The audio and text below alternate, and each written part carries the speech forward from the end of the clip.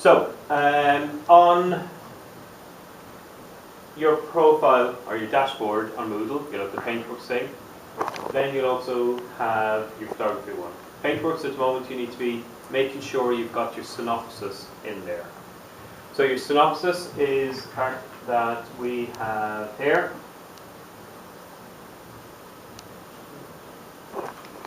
So 60 to 70 words, all right. Making sure that you've got that and the text has been checked. You need to not alter any of the settings. So you'll download this document, it'll open up as a publisher file, you'll put one of your images in, you'll put your title in, you put your name in. Title of your work, you can create one yourself. Your medium is photography. For some of you it might be traditional 35mm photography, it might be digital. The medium is how you're presenting it, okay? Your destination at the bottom of that is talking about where you're thinking about going next year. Right? So it's either where you'd like to go or where you're thinking or where you know you're going. There's some samples. It's all in the third person and that needs to be uploaded here with your name as a file type, your student number, all separated with hyphens, and then your subject. Right? And they need to be uploaded. And before you put all of that in, have the text checked. There are previous samples of what students have done, and they're on Flickr, which I lost.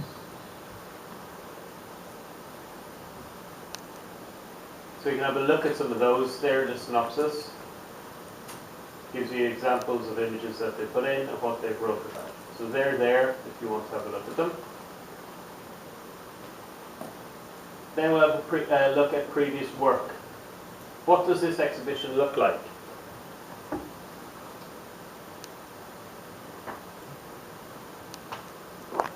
So we take over Paintworks and we have the entire exhibition space. So we've got walls as well as boards. We will have guest speakers. And we look at the space. And this is where the staff have to decide. There will be some of you who will come down to help us. All right, and we're doing a timetable next week about what days you're going to come down and help. And for those of you who don't know where Paintworks is, it's Bockabar, you might recognise it as. It's on the Bath Road near where they used to film No Deal. Deal or No Deal. Extra nice stops outside of it. Some people do projections. There'll be some times where there'll be two people displayed on one board. Sometimes it'll be separate, and that just depends on the work. Because we'll present it to the best of the space and the best for the work. There'll be workshops running. Right. So that's just a sample of the space and how it looks. And every year it changes. Every year it looks different. But we have to get to the point of now deciding, well, what are we going to be presenting? And how are we going to be presenting it? Have a quick look at some more of them. So this is just the photography ones. Framed pieces. So this student has looked at black or white frames. These are larger ones, so these are A3 on the inside. The images aren't as clear on the projector. And the space on walls, right? So this is the large frame, but it's printed full bleed.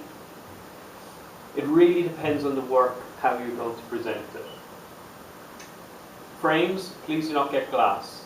All right, we can't guarantee that glass frames will survive. All right? Perspex ones will work really well, and if you get a frosted Perspex, it works well. You can see where the synopsis comes in now, that we presented alongside the work. And some work will not be presented on top of each other because visually it's not as strong. Right? It can take away from the work. These look small, but these are actually A1 size prints, which are hung up really high. Then I talked about projection, so the moving image, and that will vary in space to space within the gallery. Sometimes at times of the day it can be a little bit lighter. But these boards are, I remember, 9 foot tall, if that gives you, so it's 3-4 foot taller than me. So we have a whole variety of different ways of presenting, from foam board to frames, mount board, onto actually wood itself. And the processes for mounting them, whether it's full bleed or bordered or window mounted, are what we're going to look at in a few minutes.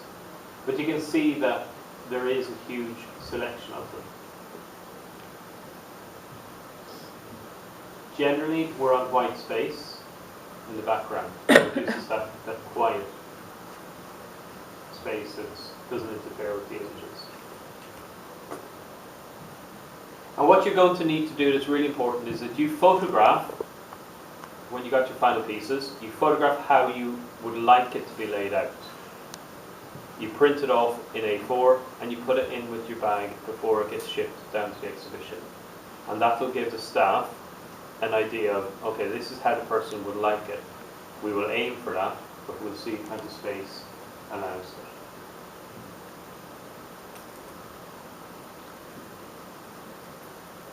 So, we've looked at those digitally. Let's have a look at some physical samples.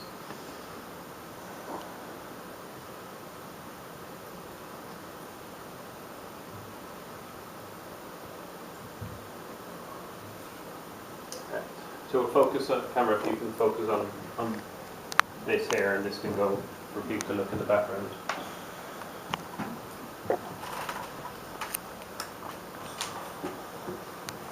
Right, so some of the terminology that we need to try and get used to. Full bleed. Is that upside down now? Yeah, it is.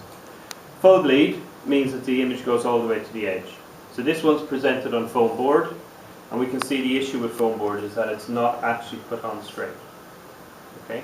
And it's really important that if we're putting something on foam board and we're making a full bleed, that it goes right to the edge. And there's a very, very simple process that you can do to be able to present that full bleed. And it's where you use the lid of the box. Alright, have I got a piece to show you?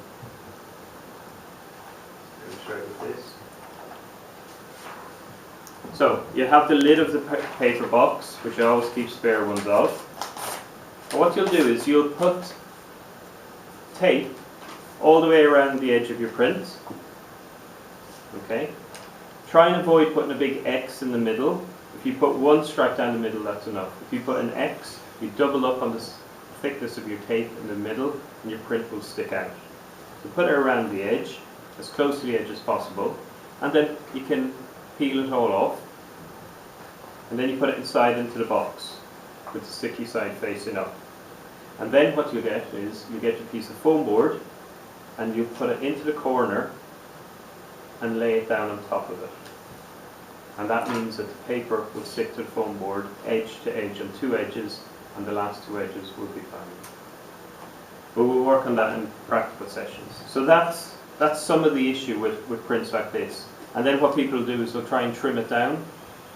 And foam board, you have to be very, very careful on how you cut it. Otherwise, it starts coming apart.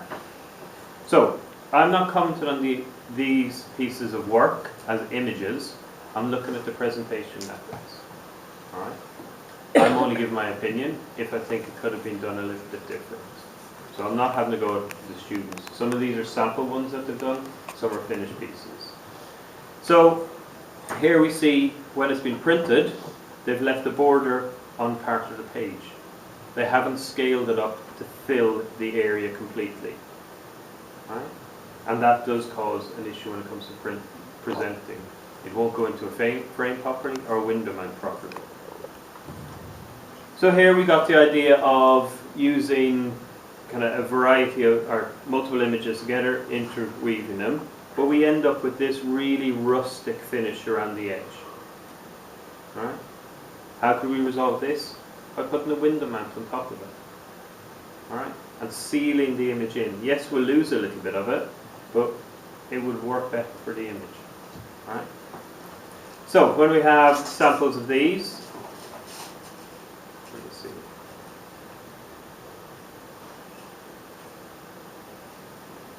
Forget about that, show this way.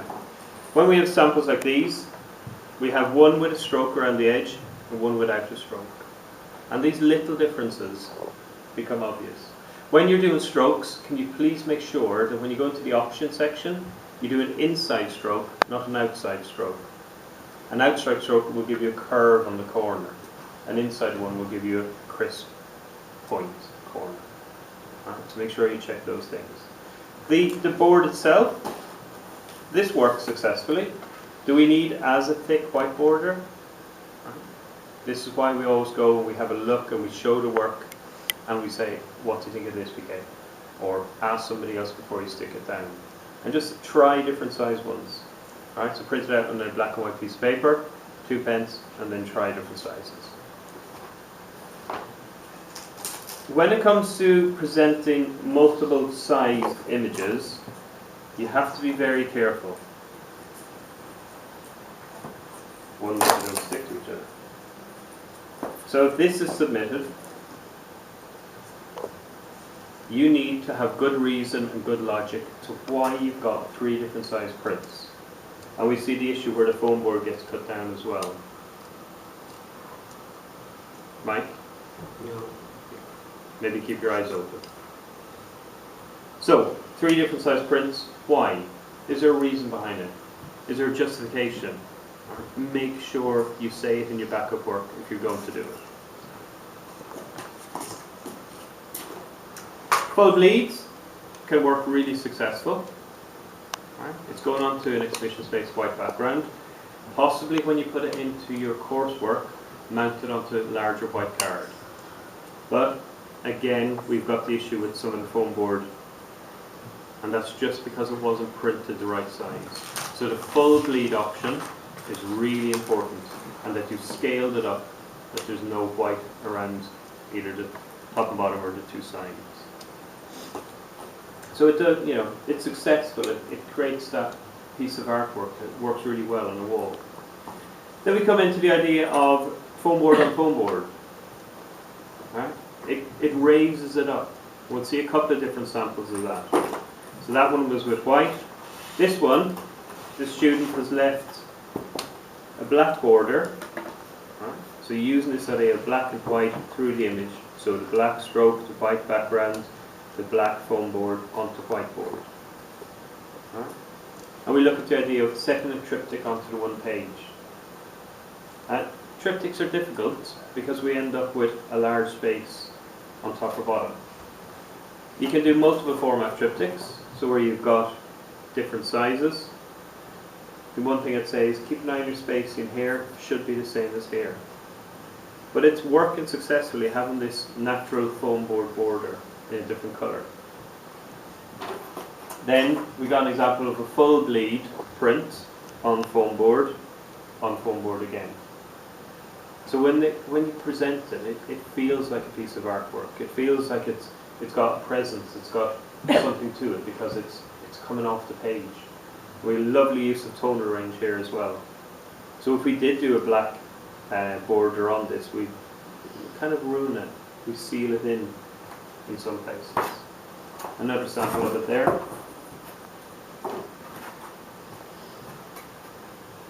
Okay, so we have that essence of the foam board underneath creates the border and lifts it off the page with a natural shadow, like a drop shadow. We talked about full bleed. So a sample of where we've got full bleed with a black foam board underneath onto another size foam board. And it just lifts it up off the page. And positioning, if you're positioning this, you can do center, put it right in the center, or the same distance, so equidistance here, there and there. Gives it that finished piece look as well.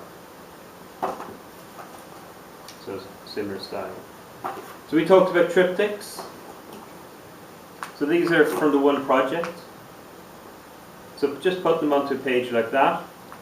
Didn't have the same kind of gallery style or exhibition style as doing them separately like this.